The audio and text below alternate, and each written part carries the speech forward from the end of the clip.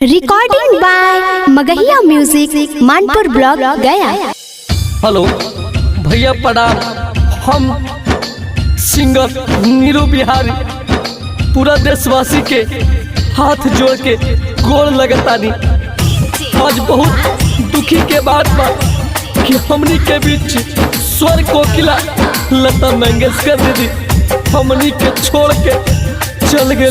के रहलू रानी दीदी स्वर के रहलू रानी दीदी चल गईलू सबके छोड़ के। सुन के तखबरिया भोरों से सुन के तखबरिया भोरों से भीगल बाखिया लोरो से। सुन के तखबरिया भोरों से भीगल बाखिया लोरो से। चल गईलू सबके छोड़ी के।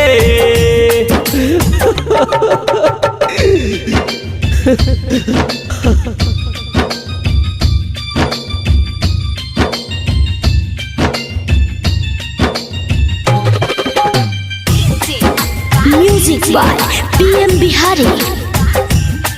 पूरा दुनिया तोहर दीवाना रहे, सब कोई सुनत गाना रहे। पूरा दुनिया तोहर दीवाना रहे, सब कोई सुनत गाना रहे। भारत के रहलू सनवा तू, भारत के रहलू सनवा तू बुरा बहलवा रो रो के। सुन के तखबरवा भोरे से,